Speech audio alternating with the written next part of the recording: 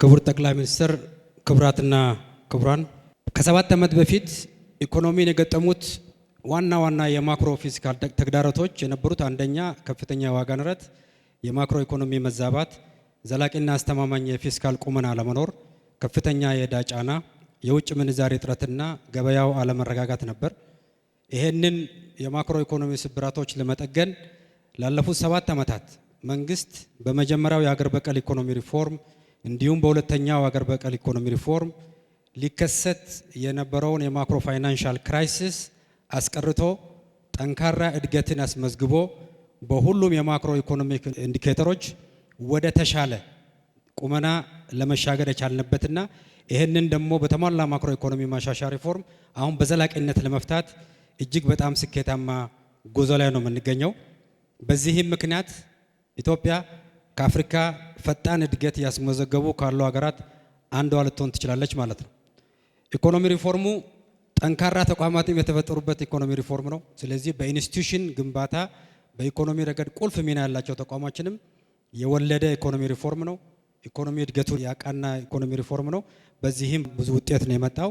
ዋና የፊስካል ፖሊሲ ማሻሻያዎች እና የእስካሁኑ ውጤቶችን በተመለከተ የመንግስት ገቢን ለማሰባሰብ የሚያግዙ ጠንካራ አዳዲስና ቀልጣፋ ስትራቴጂዎች ተነድፈው ባለፉት 7 ዓመታት ተተግብረዋል።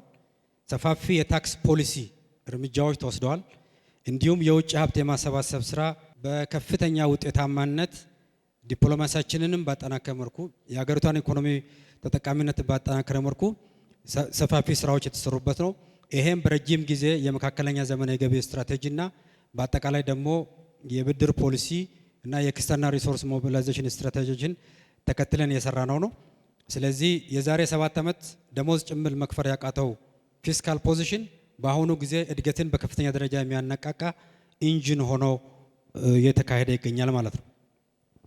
የገቢ አፈጻጸም በምናይበት ጊዜ በአጠቃላይ ባለፉት 7 ዓመታት የመንግስት ገቢ የውጭ ኤክስተርናል ሪሶርስ ግራንት የምንለውን ፍሰት ጨምሮ ባለፉት 7 ዓመታት በ5 እጥፍ ነው ያደገው ማለት ነው።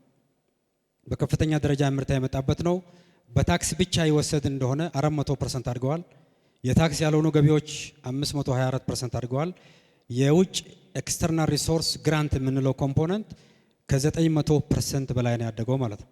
ይሄ የሚያሳየው ከፊስካል አንጻር በዶሜስቲክ ሪሶርስ ሞቢላይዜሽን እና በኤክስተርናል ሪሶርስ ሞቢላይዜሽን የልማታችንን ፋይናንስ ለማድረግ ሰፊ የገቢ ሞቢላይዜሽን ውጤታማ ስኬት የተካሄደበት ነው። የውጭ ሀብት ፍሰትን በምናይበት ጊዜ ባለፉት ዓመታት በተለይ አምና ሪኮርድ የሰበርንበት ነው ማለት ይቻላል። ከልማት አጋሮች የሚገኘው የውጭ ሀብት ፍሰት ባለፉት 7 ዓመታት በአጠቃላይ $25 ቢሊዮን ተሰብስቧል። በተለይ አምና $5.6 ቢሊዮን ሞቢላይዝ በማድረግ ለዛውም በአብዛኛው በበጀት ሰፖርት መልክ ግራንትና ኮንሴሽናል የሆነበት ማለት ነው። ይሄም ሪኮርድ ሃይ የተመዘገበበት ነው። ይሄም የሪፎርማችን ኳሊቲ ውጤታማነት ዓለም አቀፍ ተአማኒነትን በከፍተኛ ደረጃ የሚያሳይ ነው። የመንግስት የውጭ ፖሊሲን በተመለከተ የመንግስት የውጭ ፖሊሲ አቅጣጫው ድህነትን ለመቀነስ ትኩረት ያደረገ የግሉን ዘርፍ በኢኮኖሚ ላይ ያለውን ተሳትፎ የሚያበረታታ በተለይ ደግሞ ካፒታል ፎርሜሽን ወይም ፊዚካል አሴት መፍጠር ላይ ትኩረት ያደረገ ነው ማለት ነው። በኢንስቲትዩሽን ቢልዲንግ፣ በሂውማን ስኪል፣ በፊዚካል ካፒታል በመፍጠር ረገድ ላይ ከፍተኛ ስራ ነው የተሰራው። በተለይ ሰብአዊ ልማት ላይ፣ ሂውማን ካፒታል ላይ፣ በጤና፣ በትምህርት፣ በማህበራዊ ጥበቃ ሶሻል ፕሮቴክሽን ላይ እንዲሁም የዋጋ ግሽበትን በሚቀንሱ ህብረተሰብን ተጠቃሚነት በሚያሳድጉ ኤክስፔንዲቸሮች በከፍተኛ ደረጃ ነው ያደጉት ማለት ነው ባለፉት ዓመታት ማለት ነው። ለዚህም ሲባል የማዳበሪያ ድጎማ በስፋት አድርገናል። ልማታዊ ሴፍቲኔት ሽፋን በከፍተኛ ደረጃ ያሳድገናል። የዋጋ ንረት እንዳይባባስ እና ደሃው ላይ ትኩረት በማድረግ የነዳጅ ድጎማም አድርገናል ማለት ነው። የመንግስት ሰራተኞች ደሞዝ ማስተካከያ በታሪካችን ትልቁን የደሞዝ ጭማሪ ኮንስኮቲቭሊ በአንድ ዓመት ጊዜ ውስጥ የጨመርንበት ሁኔታ ነው የሚያሳየው። እንዲሁም ኢሴንሻል ፉድ ኮሞዲቲስም የደጎምንበት ነው ማለት ነው። በጀታችን በምናይበት ጊዜ ወጪዎቻችን ማለት ነው ባለፉት ዓመታት በከፍተኛ ደረጃ ነው ያደገው። ስብጥሩንም በምናይበት ጊዜ ቅድም እንደገለጽኩት ድህነት ተኮር ወጪዎቻችን ባለፉት 7 ዓመታት ከ332% በላይ ጨምሯል። የካፒታል ኤክስፔንዲቸራችን 421% ጨምሯል። መደበኛ ወጪያችንም 408% ነው የጨመረው። መደበኛ ወጪም ቢሆን በአብዛኛው የደሞዝ ጭማሪ እና የድጎማ በጀት እንዲሁም ከዚህ በፊት ስንበደር የነበሩትን ብድሮች የከፈልንባቸው ወጪዎች ማለት ነው። መደበኛ ኤክስፔንዲቸር ሲባል መደበኛ ሊመስል ይችላል። መደበኛ አይደለም። በዋነኛነት ድህነትን ለመቀነስ ደሞዝ ለመጨመር የዕዳ ክፍያ ጭምር ያደረግንበት ነው ማለት ነው። አጠቃላይ ጠቅላላ ወጪያችን በከፍተኛ ደረጃ ያደገ ነው የሚያሳየው ማለት ነው። ሌላኛው የፊስካል ጤናማነት አንዱ ማረጋገጫ የበጀት ጉድለት ነው። የበጀት ጉድለታችንም 2010 ከነበረበት 2.5% አምና 0.7% ብቻ ነው የነበረው ማለት ነው። ይሄም የበጀት ጉድለቱን በከፍተኛ ደረጃ በመቀነስ ዘላቂነት የሌላቸው እና የፋይናንስ ዘርፉን እድገት የሚያቀጭጩ የበጀት ጉድለት መሸፈኛ ዘዴዎችን ሙሉ እንዲቀሩ ተደርጓል ማለት ነው። እንዲሁም የኢትዮጵያ የበጀት ጉድለት ከአጠቃላይ ሀገራዊ ምርት ድርሻ ያለው ዝቅተኛ መጠን ካላቸው አፍሪካ ሀገሮች አንዱ ነው ማለት ነው። ሌላ የመንግስት ፋይናንስ አስተዳደርን በተመለከተ በተደረገው የመንግስት ፋይናንስ አስተዳደር ማሻሻያ የተበጀተው በጀትና በአፈጻጸሙ መካከል ከፍተኛ መሻሻል ነው ያለው። የበጀት አፈጻጸም ሲባል በጠቅላላ የአገረ መንግስቱ በጀት ማለት ነው። የፌደራል መንግስትና የክልል መንግስታትን ማለት ነው። ከዚህ በፊት 85% ነበር አፈጻጸሙ፣ በአሁኑ ጊዜ 90% ደርሰዋል ማለት ነው። ስለዚህ ይሄ የማክሮ ኢኮኖሚክ ፊስካል ፍሬምወርካችን፣ የፕላኒንግ ፍሬምወርካችን፣ የበጀት ትንበያና ኤክስኪዩሽን ካፓሲቲ በከፍተኛ ደረጃ ማደጉና በተለይ ደግሞ የፋይናንስ ስርዓታችንን ዲጂታላይዝ ማድረግ መቻላችን በአይሲቲ ሴክተር ድጋፍ መደገፉ ለዚህ ትልቅ አስተዋጽኦ አበርክቷል ማለት ነው። ሌላኛው የመንግስት ፋይናንስ አስተዳደር ቁጥጥርን ለማሻሻልና ዘመናዊ ለማድረግ ዘርፈ ብዙ ተግባራት ተከናውነዋል። በተለይ የመንግስት በጀት በአግባቡ ግልጽ በሆነ መንገድ ጥቅም ላይ ለማዋል ወጪ ቆጣቢነትና የአሰራር ቅልጥፍናን ለማረጋገጥ የመንግስት የኤሌክትሮኒክ ግዢ ስርዓት ተግባራዊ ሆኗል።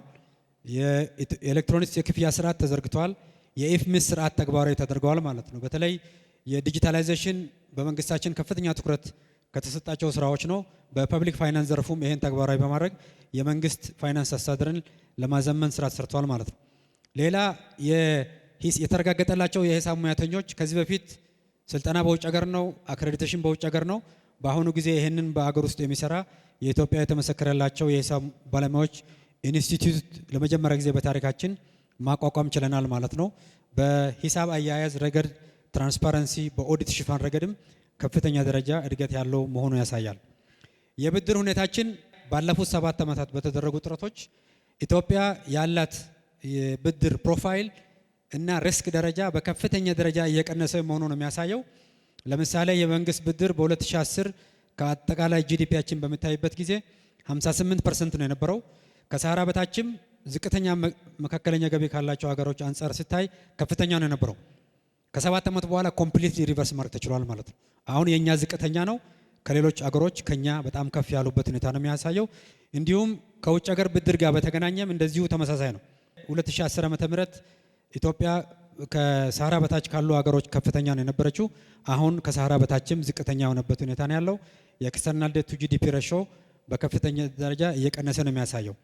እዚህ ላይ መግለጽ የምፈልገው አንዱ ከፍተኛ ውጤት የመጣበት የአዲስ ኮመርሻል ብድር አለመበደራችን፣ አብዛኛውን ኮመርሻል ብድር መክፈል መቻላችን በተወሰነ ደረጃ የተጨማሪ ብድሮቹም ኮንሴሽናል መሆናቸው የዴት ስትራክቸራችን ወደ ጤናማነት ኮምፖዚሽን የተቀየረ መሆኑን በከፍተኛ ደረጃ የሚያሳይ ነው ማለት ነው። በተለይ ደግሞ አሁን በቅርቡ በአጠቃላይ የሚጠናቀቀው የዕዳ ጫናን በማቃለል ረገድ ጉልህ ስኬቶች ተመዝግበዋል። በተለይ የዕዳ ሽግሽግ የምንለው የኮመን ፍሬምወርክ ጋር የምናደርገው ድርድር ኤምኦዩ ተፈራርመናል። ከባይላተራል ሀገራት ከዩሮ ቦንድ ሆልደሮች ጋር ድርድሮችን አጠናክረን የቀጠልን ያለ ነው። ይሄም በሚያልቅበት ጊዜ በቀጣይ 2 ዓመት የኤክስተርናል ዴት ሪስክ ደረጃችን ወደ መካከለኛ ይወርዳል ማለት ነው። ይሄ ወደ መካከለኛ በሚወርድበት ጊዜ የፊስካል ስፔሳችን በከፍተኛ ደረጃ ያድጋል። ይሄ ደግሞ ያሰብናቸውን ሜጋ ፐብሊክ ኢንቨስትመንቶች ስኬታማ በሆነ መልኩ ዘላቂ ፋይናንስ ማዕከል በማድረግ ረገድ በጣም በከፍተኛ ደረጃ የሚያሳድግ ይሆናል ማለት ነው። ሌላ የሀገር ውስጥ ብድርንም ሪስትራክቸር አድርገናል። አንዱ በጣም ግልጽ መታወቅ ያለበት የመንግስት የልማት ድርጅቶች ከንግድ ባንክ ከአገራዊ ለውጡ በፊት በጣም ብዙ ብድር ተበድረው ነበር፣ ብዙ አገራዊ ፕሮጀክቶችን ለመተግበር። የመንግስት የልማት ድርጅቶች መክፈል ማይችሉትን ወደ 1 ትሪሊየን ብር የሚጠጋ ወደ ፌዴራል መንግስት ትሬጀሪ በጀት እንዲዞር ተደርጓል ማለት ነው። አንደኛ የመንግስት የልማት ድርጅቶች የሀብት ጤናማነታቸው እንዲሻሻል ተደርጓል። ሁለተኛ ንግድ ባንክ ላይ ያመጡት የነበረው የኪሳራ አደጋ እንዲቀር ተደርጓል። ይሄም አጠቃላይ የፐብሊክ ኢንተርፕራይዝ ሪፎርማችንን በማፋጠር ረገድ እንዲሁም የፋይናንሻል ሴክተር ስታቢሊቲን በማረጋገጥ ረገድ እጅግ በጣም ከፍተኛ ውጤት የመጣባቸው ነው ማለት ይቻላል። በፊስካል ፖሊሲና በመንግስት ፋይናንስ ረገድ የተወሰዱ እርምጃዎች ሰምራይዝ ለማድረግ የመንግስት በጀት ጉድለት በከፍተኛ ደረጃ ቀንሰናል። የመንግስት ገቢን በከፍተኛ ደረጃ እያሻሻል እንገኛለን። የመንግስት የወጪ ኮምፖዚሽን እና አቅጣጫ ኳሊቲ ኦፍ ስፔንዲንግ ፖቨርቲን የሚቀንስ የህብረተሰብ ተጠቃሚነት የሚያሳድግ እድገትን ካታላይዝ አድርጎ የፕራይቬት ሴክተሩን በሚያሳድግ ደረጃ እየተሰራበት ነው ያለው። ይሄም የኳሊቲ ኦፍ ስፔንዲንጋችን በከፍተኛ ደረጃ መሻሻሉን ያሳያል። ሌላው የበጀት ተአማኒነት በከፍተኛ ደረጃ እያደገ ነው የሚገኘው። በተለይ ደግሞ አምና ያሳካ ነው ምንም አይነት ከብሔራዊ ባንክ ቀጥታ ብድር አለመውሰዳችን፣ ዘንድሮም አለመውሰዳችን የፊስካል ዴፊሲቱም ጠቧል። የጠበበውም ዴፊሲት በገበያ ውስጥ ካለ ገንዘብ በተለያዩ ኢንስትሩመንቶች የምንበደርበት ደረጃ ደርሰናል። ይሄም የፊስካል ፖዚሽናችንና ቁመናችንን በከፍተኛ ደረጃ አሳድገዋል። ዲጂታላይዜሽን፣ ኢፔመንት፣ ኢፕሮኩርመንት፣ ሲንግል ትሬጀሪ አካውንት፣ ኢፍሚስ ተግባራዊ በማድረግ አጠቃላይ የበጀት ትራንስፓረንሲ፣ አካውንታቢሊቲ እና ሞደርናይዜሽን በከፍተኛ ደረጃ ማድረስ ችለናል ማለት ነው።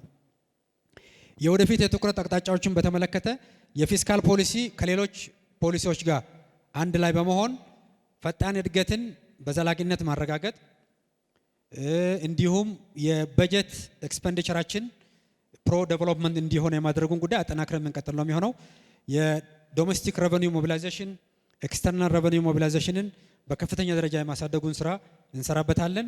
የወጪ ኳሊቲያችን ኤፊሽንሲ ቫልዩ ፎር መኒ ኢንሹር ለማድረግ የምንሰራው ስራ በከፍተኛ ደረጃ የምናሳድግ ይሆናል። የመንግስት ኢንቨስትመንትን እንደ ኢኮኖሚ ማነቃቀያ ካታሊስት የምንጠቀም ይሆናል። የዕዳ ጫናችን ሰስቴናብል ይሆናል። ፐብሊክ ፕራይቬት ፓርትነርሺፕን አጠናክረን የምንቀጥል ይሆናል። የሀገራችን ሾኮች በሚያጋጥሙበት ጊዜ በራሳችን አቅም ሪስፖንድ የማድረግ አቅማችንን እንገነባለን ማለት ነው።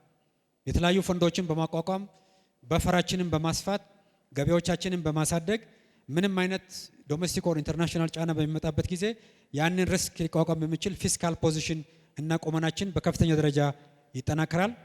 በመሰረተ ልማት፣ በሰው ሀብት ልማት እና በተወዳዳሪነት አማካኝነት የስራ እድል መፍጠርን እና ምርታማነትን ማሳደግ ላይ ፊስካል ሴክተሩ የራሱን ሚና የሚጫወት ይሆናል። የመንግስት ፋይናንስ አስተዳደርና ዲጂታላይዜሽን አጠናክረን እንቀጥላለን። የማክሮ ኢኮኖሚያችንን ዲፐን ለማድረግ ከሌሎች ዘርፎች ጋር በመቀናጀት ፊስካል የራሱን ቁመና በመወጣት ብሔራዊ አቅማችንን ብቻ ሳይሆን ማሳደግ ለወደፊት ለሌሎችም እድገት በከፍተኛ ደረጃ አስተዋጽኦ የሚያበረክት ኢኮኖሚ ይሆናል። አመሰግናለሁ።